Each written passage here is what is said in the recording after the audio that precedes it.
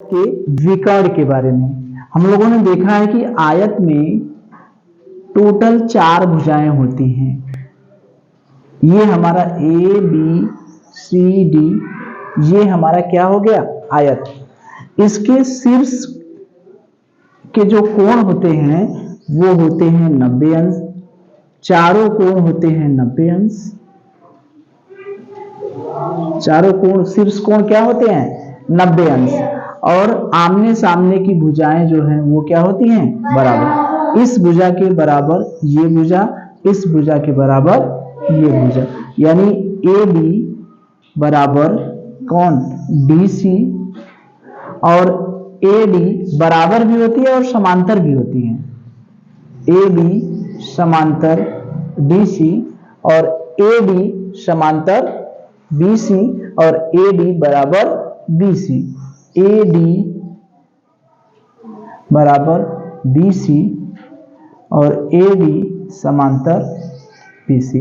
ये तो आयत की खासियत हो गई, आयत के गुण हो गए कि आयत में 4 शीर्ष कोण जो होते हैं उनमें प्रत्येक कोण कितना होता है 90 अंश। आमने सामने की भुजाएं बराबर भी होती हैं और समांतर भी होती हैं। ठीक है, तो इस भाग में हम लोग पढ़ेंगे विकर्ण के बारे में। विकर्ण क्या होता है? तो आयत का जो विकर्ण है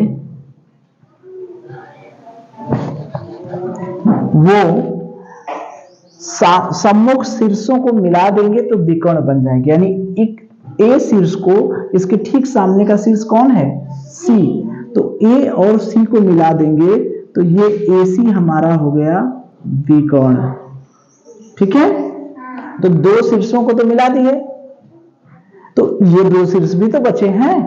डी को बी से मिला दिए तो ये बी और डी, बी और डी, ये भी हमारा हो गया विकर्ण। यानी आयत में टोटल कितने विकर्ण हो गए 2, एक विकर्ण ये और एक विकर्ण ये।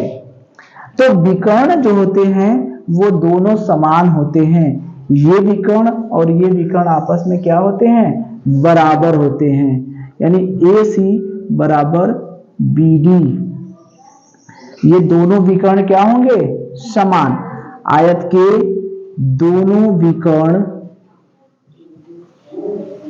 समान होते हैं।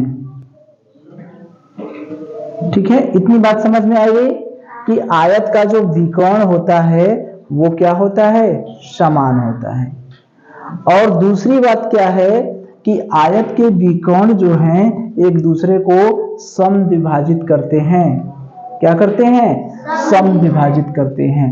क्योंकि आयत जो है वो क्या है समांतर चतुर्भुज ही है। समांतर चतुर्भुज जब हम लोग पढ़ रहे थे तो समांतर चतुर्भुज में आयत भी पढ़ा था हमने, वर्ग भी पढ़ा था और समचतुर्भुज भी पढ़ा था। ठीक है, तो ये आयत जो है कि विकर्ण जो है एक दूसरे को समद्विभाजित करते हैं। विकर्ण पहली खासियत हो गई कि विकर्ण क्या होते हैं बराबर होते हैं। और दूसरी खासियत हो गई कि ये जो विकर्ण हैं वो एक दूसरे को क्या करते हैं समद्विभाजित। अब ये समद्विभाजित क्या हो गया, समद्विभाजित का मतलब दोनों विकर्ण जब काटेंगे तो दोनों विकर्ण जहां कटते हैं वो आधा आधा बट जाएंगे। जैसे AC और BD एक दूसरे को मान लीजिए बिंदु O पर काटते हैं। ठीक है, तो अब यहां से देखिए समद्विभाजित करने का मतलब कि AC विकर्ण कितने भाग में बट गया 2 भाग में। एक भाग ये है और दूसरा भाग ये है। यानी एक भाग AO है और दूसरा भाग क्या है OC, CO कर दीजिए या OC कर दीजिए। ठीक है, एक भाग AO और दूसरा भाग OC, CA या OC कुछ भी आगे पीछे नाम लिख दीजिए, कोई दिक्कत नहीं है। ठीक है, एक भाग AO और दूसरा भाग OC। इधर से नाम लिख रहे हैं AOOC। ठीक, इधर से नाम लिखेंगे COOA, उससे क्या फर्क पड़ा। तो ये जो दोनों विकर्ण होते हैं, विकर्ण जहां जिस बिंदु पर कटता है वो दोनों बिंदु क्या होते हैं, दोनों रेखाओं की लंबाइयां क्या होती हैं, बराबर होती हैं। ठीक है, अब यहां से देखिए DO और OB, ये DO एक भाग ये हो गया और ये एक भाग ये हो गया, यही ना विकर्ण है। ये अगर बिंदु नहीं होता तो पूरा विकर्ण क्या लिखते, BD लिखते। अब इस विकर्ण को ये बिंदु दो भागों में काट दे रहा है, तो एक लंबाई हो गई DO और दूसरी लंबाई हो गई OB। ठीक है, यही समद्विभाजित करने का मतलब हुआ।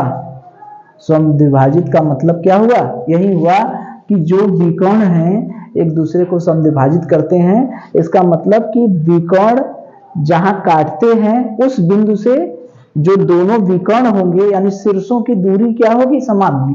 इस बिंदु से इस शीर्ष और इस शीर्ष की दूरी क्या होगी, समान होगी। ये शीर्ष और ये शीर्ष की दूरी समान होगी। ये बिंदु से सी शीर्ष ये वाली दूरी और यहां से ये वाली दूरी। ठीक है, तो विकर्ण एक दूसरे को क्या करते हैं, समद्विभाजित करते हैं और बराबर होते हैं। आयत में ये चीज याद रखिएगा। ठीक है, अब इसको हम प्रश्न से देखें। कैसे देखें, प्रश्न से।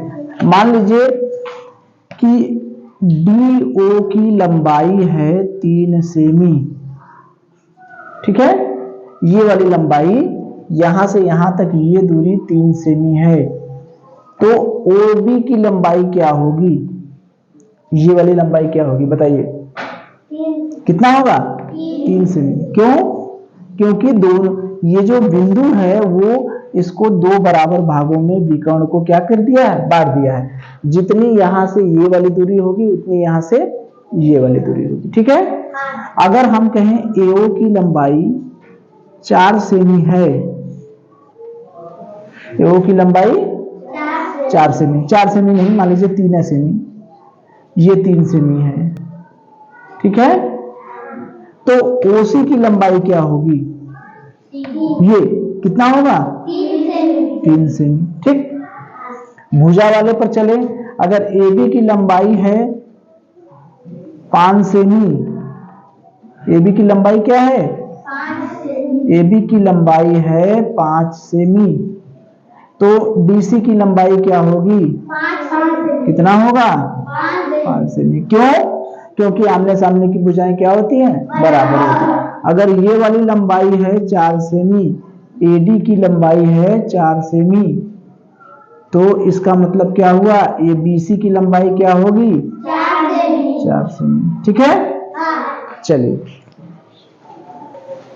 चलिए हमको ये बताइए, एक पुस्तक का पन्ना है, एक पुस्तक का ये पन्ना है, ये क्या है, पुस्तक का पन्ना। ऐसे ही होता है ना, ठीक है। तो ये पुस्तक का पन्ना में मान लीजिए इसका नाम हो गया ABCD। इस पुस्तक के पन्ने में एक विकर्ण बड़ा है और एक विकर्ण छोटा है। एक विकर्ण बड़ा है और एक विकर्ण क्या है, छोटा। अरे भाई कागज का पन्ना है तो उसके 4 कोने हैं, 2 कोनों को मिला देंगे तो विकर्ण बन जाएगा, इन 2 कोनों को मिला देंगे तो विकर्ण बन जाएगा। तो एक विकर्ण बड़ा है, यानी इसमें से कोई बड़ा है और कोई छोटा है। ठीक है, तो क्या यह जो पन्ना है वह आयत है, बताइए। क्या पन्ना आयताकार है, पूछ रहा है। एक कागज का पन्ना है, वो कागज का पन्ना का एक विकर्ण बड़ा है और एक विकर्ण छोटा है, तो हमसे पूछ रहा है कि क्या यह जो कागज है वो आयताकार है, बताइए। अभी हमने सीखा है कि आयत में विकर्ण क्या होते हैं, बराबर होते हैं। विकर्ण एक दूसरे को कैसे करते हैं, समद्विभाजित करते हैं, यानी आधा आधा पर काटते हैं, और दोनों विकर्ण की लंबाइयां क्या होती हैं, बराबर होती हैं। किसमें, आयत में। तो इसमें विकर्ण बड़ा है और एक विकर्ण छोटा है, तो क्या दोनों बराबर हैं, नहीं। तो आयत होगा पन्ना, नहीं। यानी पन्ना आयताकार नहीं है। पन्ना आयताकार नहीं है। ठीक है, चलिए।